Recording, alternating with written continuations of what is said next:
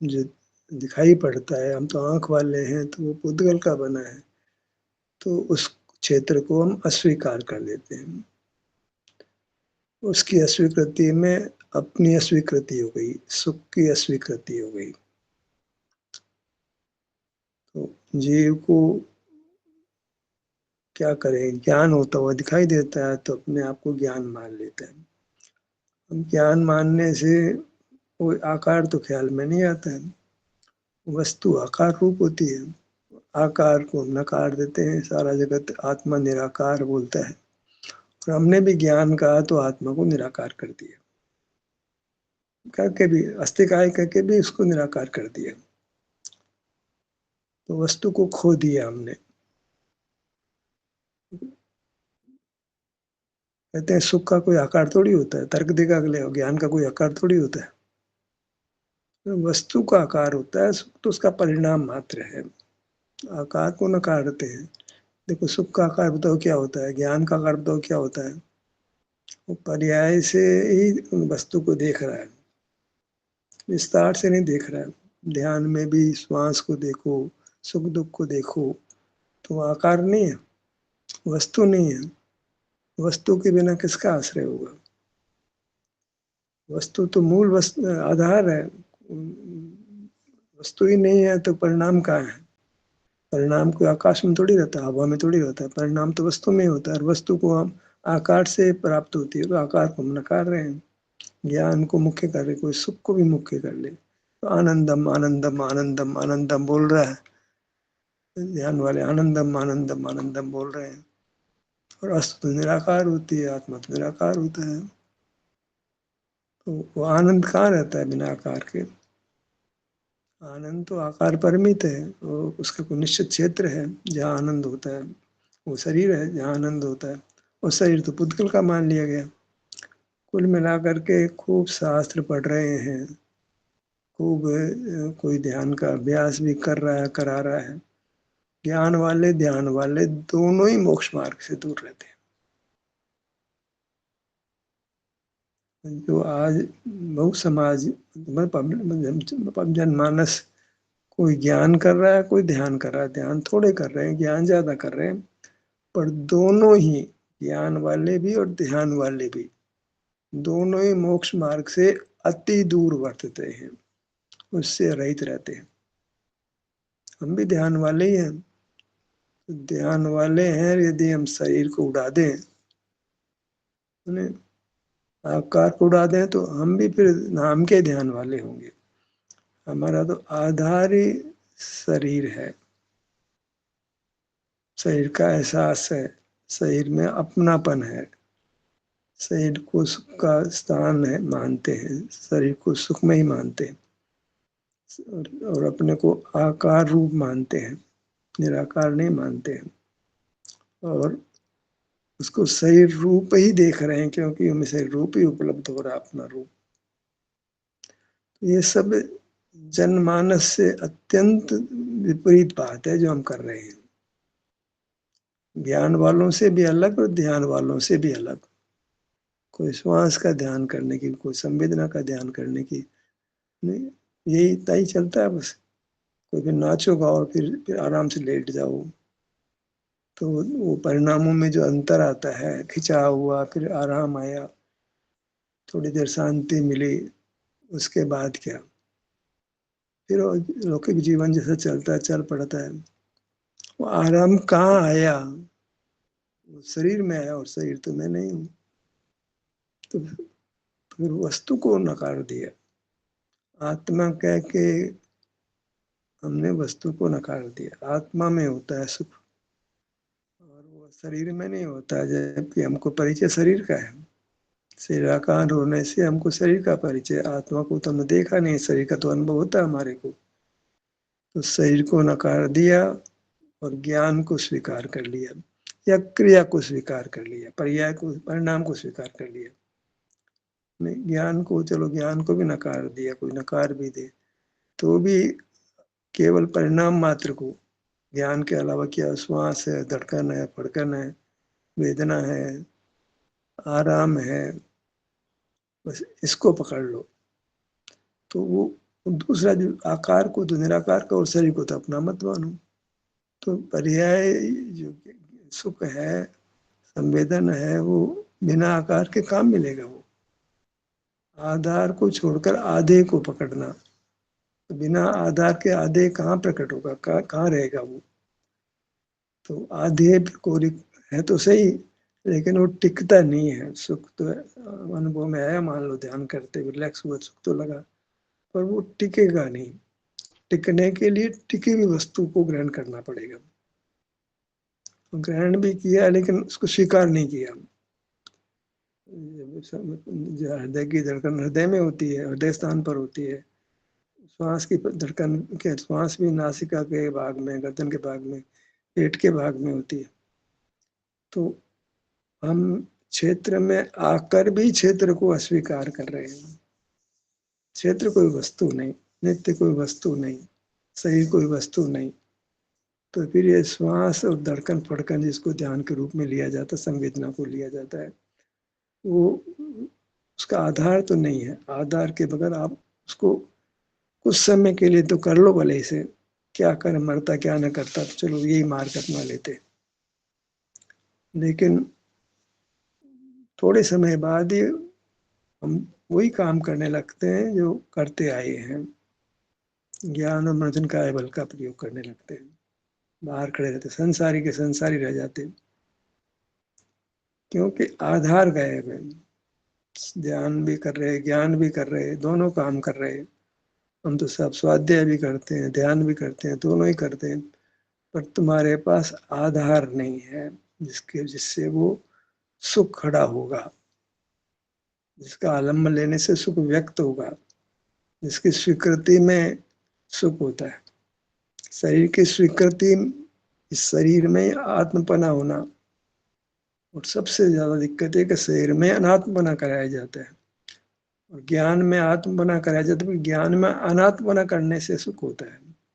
ज्ञान तो पुद्गल के निमित्त से होने से नैमित्तिक औदैक है, नाम कर्म को जैसे प्राप्त इंद्रियों आदि के आधार से होता है। तो जो विभाव है,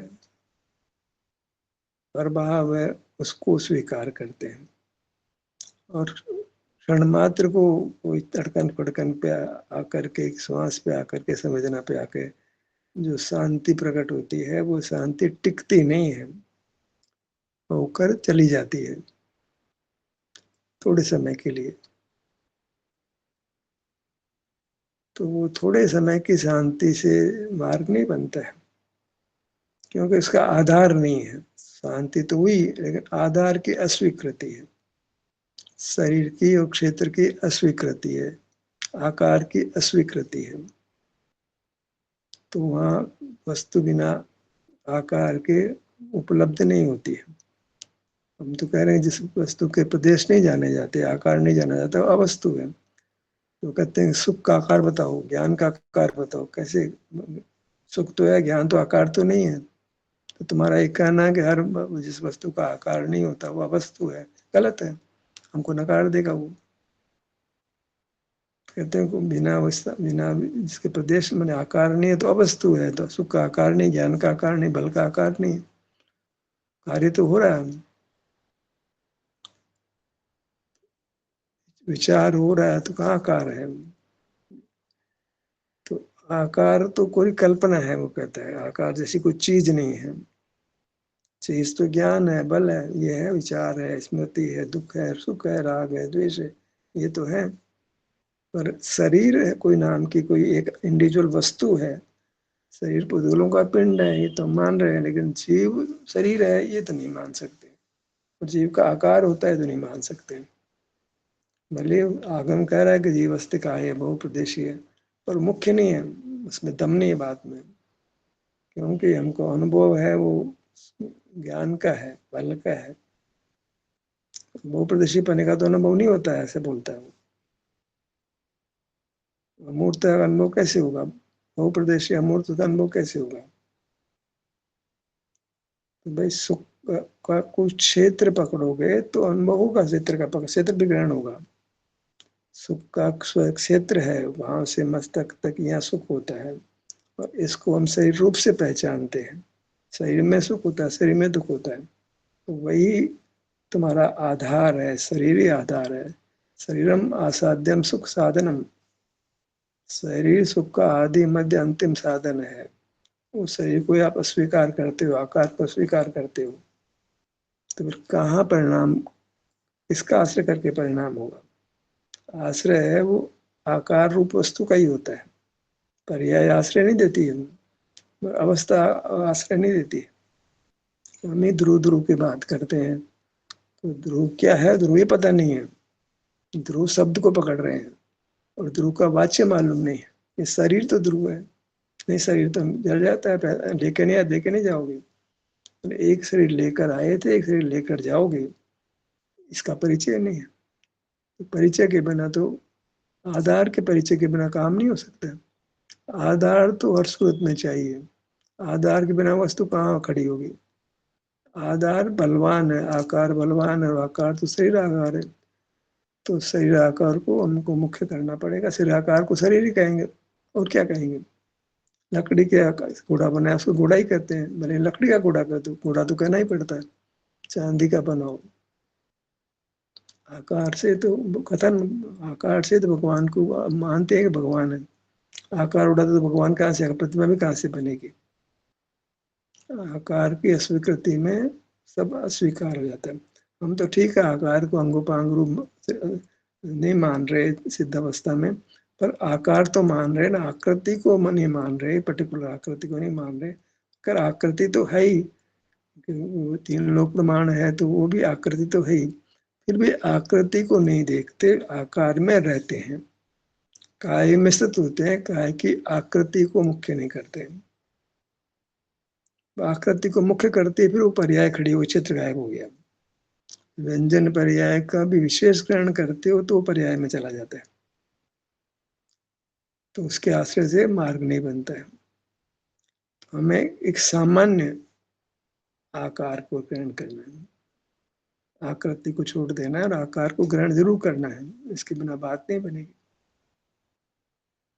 क्योंकि आकार में ही सुख का परिणाम होना है, आकार के बाहर नहीं होना है। तो अपने आकार को ही अपना स्वरूप माने, पहली बात, पहली शर्त। नित्यता को आधार बनाए, तो द्रव्यार्थिक न्याय मुख्य हो जाता है। क्षेत्र की चर्चा द्रव्यार्थिक न्याय में होनी चाहिए, सो मिसिंग है, जबरदस्त मिसिंग है। ऐसे कदाचित कोई छींटे आते हैं, मतलब एक आध कथन हो जाता है, लेकिन वो मुख्य नहीं बन पाता है। मुख्य तो ज्ञान को और आत्मा को किया जाता है, आत्मा का अकारणीय और ज्ञान तो प्रकट इंद्रिय ज्ञान है। तो हम तो अवस्तु का आश्रय कर रहे हैं, आत्म नाम की कोई वस्तु नहीं, ज्ञान कोई वस्तु नहीं। और ज्ञान तो औदैहिक है, विभाविक है, नैमित्तिक है, इसलिए वो आधार नहीं बन सकता। शुद्ध अवस्था आधार कैसे बन सकती है?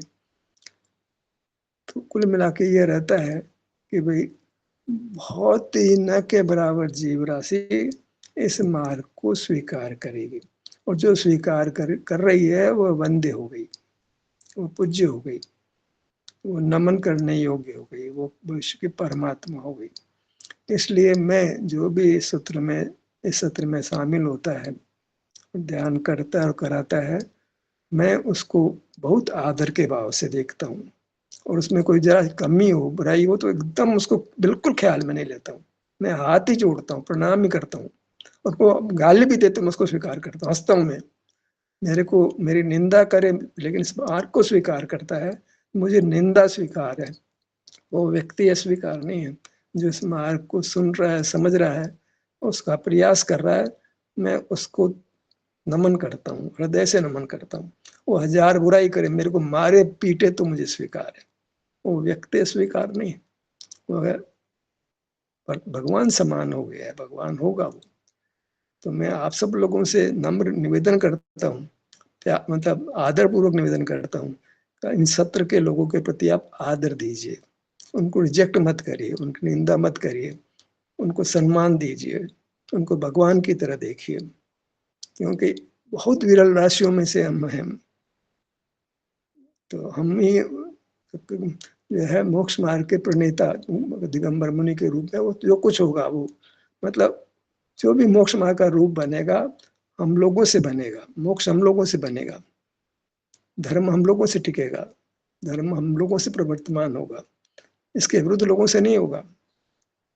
इसलिए मेरा आप सबको हृदय से नमन है, प्रणाम है।